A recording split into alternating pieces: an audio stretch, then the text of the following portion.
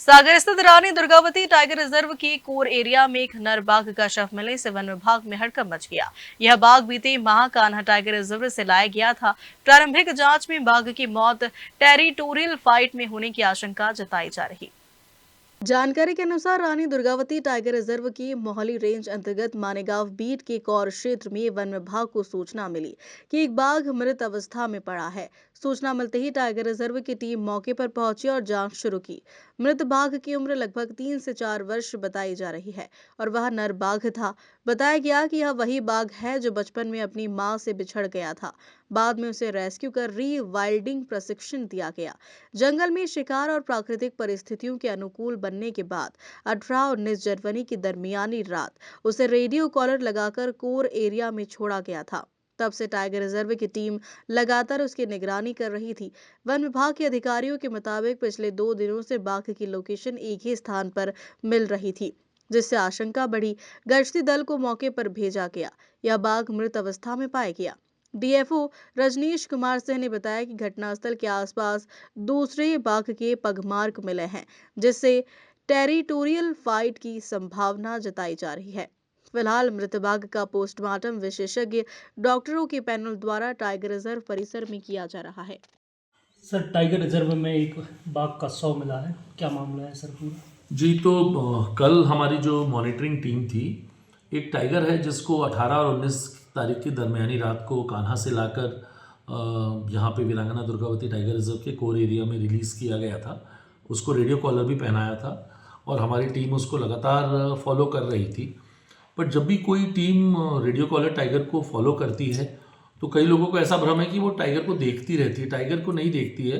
Tiger के कोशिश करती है कि वो 500 मीटर 700 मीटर की जद में रहे ताकि उनके पास जो एंटीना होता है उसमें सिग्नल आते रहें।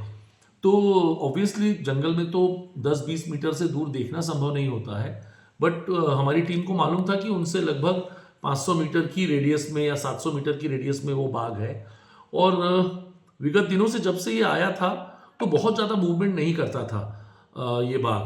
तो आज भी ऐसा ही हुआ जब 2 दिन हो गए और मूवमेंट नहीं हुई, क्योंकि एक दिन तक तो लगा नॉर्मल है और पर दूसरे दिन भी जब मूवमेंट नहीं हुआ उसका और इन्होंने उसको पास जाके जब देखने की कोशिश करी तीसरे दिन, तो फिर उसकी वहाँ पे डेड बॉडी मिली। और कल शाम को लगभग 5:30 बजे का ये वाक़या है और इसकी हमने प्रेस रिलीज भी कल ही जारी करी थी।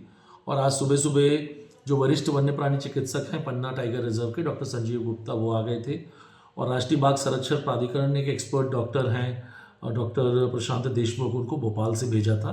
वो और उनके साथ एक और डॉक्टर आए थे। और जैसा कि एनटीसीए का प्रोटोकॉल है, एक स्थानीय डॉक्टर है डॉक्टर नीरज ठाकुर, उनको भी हमने बुलाया हुआ था।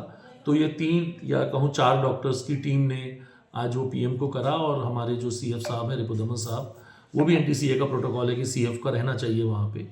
तो इन लोगों ने मिलकर जब पीएम करा तो बाकी तो सारी चीज़ें नॉर्मल थी, नाखून भी थे उसके, लेकिन उसके नाखून में एक नाखून टूटा हुआ था और बाकी नाखून भी थोड़े से मतलब जैसे ज़मीन में खुरचने के कारण नाखून घिस जाते हैं वैसे थे थोड़े से।